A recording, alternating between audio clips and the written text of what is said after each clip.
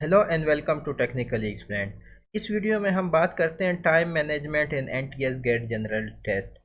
अक्सर एस्पिरेंट सारे questions GATE के सॉल्व कर सकते हैं, लेकिन मसला ये होता है कि टाइम का मसला आ जाता है, क्योंकि गेट टेस्ट जो होता है वो 2 आवर्स का होता है और उसमें 100 MCQs होते हैं। तो एंड में फिर स्टूडेंट्स तुक्के मारने शुरू कर लेते हैं। अब अगर आपसे 20 MCQs रहेंगे या 25 MCQs रह गए और उसमें आप तुक्के मारने शुरू कर लेते हैं, तो इन 20 या 25 मार्क्स में ज़्यादा से ज़्यादा आप 7-8 मार्क्स ही ले पाएंगे, जिसकी वजह से काफ़ी आपके स्कोर जो है वो कम हो जाता है। तो टाइम मैनेजमेंट कैसे हम बेटर कर सकते हैं गेट जनरल टेस्ट में, इसमें मैं आपको एक तरतीब बताऊंगा। अच्छा, ये डिस्ट्रीब्यूशन है गेट ए बी सी का। गेट ए जो है उसमें वर्बल रीजनिंग के 35% यानी कि 35 MCQs होते हैं, क्वांटिटेटिव के 35, एनालिटिकल के 30। इसी तरह गेट बी जो है उसमें वर्बल की 50, क्वांटिटेटिव की 30, एनालिटिकल की 20। और गेट सी वर्बल 45, क्वांटिटेटिव 35 और एनालिटिकल 20।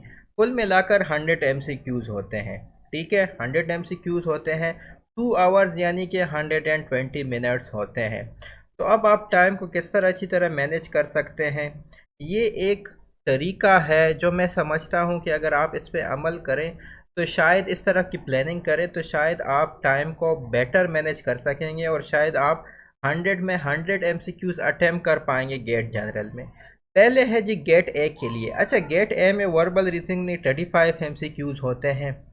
अच्छा, अब इस वर्बल एमसीक्यूज में आपके पास antonyms, sentence completion, sentence correction वगैरह होता है, जो कि बहुत जल्दी हो जाते हैं। कंप्रहेंशन पे थोड़ा सा टाइम ज़रूर लगता है, लेकिन इन 35 एमसीक्यूज को आप 32 मिनट्स में आसानी से कर सकते हैं। तो इसलिए इन 35 एमसीक्यूज को आप 32 मिनट्स ही दे दें। ठीक है।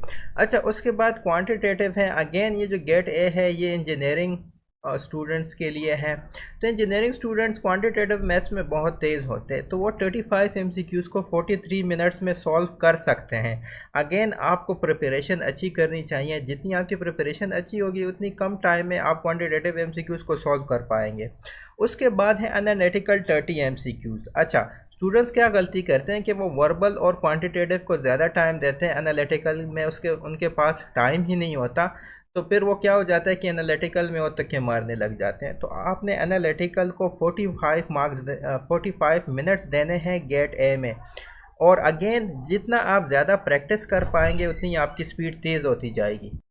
तो एनालिटिकल 30 MCQs को आप 45 मिनट्स दे दें। नेक्स्ट है जी गेट बी। अच्छा, गेट बी में वर्बल में आपके पास 50 MCQs होते हैं। अगेन आप वर्बल को 45 मिनट्स दे दें। क्वांटिटेटिव 30 MCQs ये 40 मिनट्स में आसानी से सॉल्व हो सकते हैं। एनालिटिकल में आपके पास सिर्फ 20 MCQs होते हैं, तो इसको आप 35 मिनट्स दे दें। अगेन एनालिटिकल में आप प्रैक्टिस करके जाएं, जितना आप प्रैक्टिस करेंगे उतनी आपकी स्पीड तेज़ होती जाएगी। इसी तरह गेट सी में वर्बल में 45 MCQs हैं, उसका आप 42 मिनट्स दे दें। क्वांटिटेटिव 35 MCQs 43 मिनट्स में ये सॉल्व हो सकते हैं। इसी तरह 20 MCQs जो एनालिटिकल हैं उनको अगेन आप 35 मिनट्स देंगे।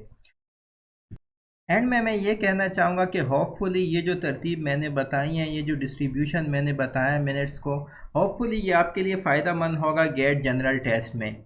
याद रहे कि हर स्टूडेंट जो है वो क्वांटिटेटिव, एनालिटिकल और वर्बल में यकसा नहीं होता। कुछ स्टूडेंट्स वर्बल में स्ट्रॉन्ग होते हैं, कुछ क्वांटिटेटिव में, कुछ एनालिटिकल में भी स्ट्रॉन्ग होते हैं। ज़्यादातर एनालिटिकल में वीक होते हैं, लेकिन कुछ ऐसे भी है जो कि एनालिटिकल उनका स्ट्रॉन्ग पोर्शन है। तो आपने फिर उसको मद्देनज़र रख कर इन टाइमिंग्स में चेंजिंग करनी है। फॉर एग्जांपल, अगर कोई क्वांटिटेटिव में बहुत ही अच्छा है और जल्दी सॉल्व कर सकता है, तो वो फिर क्वांटिटेटिव को कम टाइम दे दे, और जिसमें वो वीक है, वर्बल में वीक है, तो वर्बल को ज़्यादा टाइम दे। लेकिन ये जो डिस्ट्रीब्यूशन मैंने बताई है, इंशाल्लाह अगर आप इस डिस्ट्रीब्यूशन को सामने रखेंगे, इस तरतीब को सामने रखेंगे, तो आप इंशाल्लाह गेट में 100 के 100 MCQs अटैम्प्ट कर पाएंगे। Thank you. प्लीज़ इस चैनल को सब्सक्राइब कीजिए। अल्लाह हाफिज़।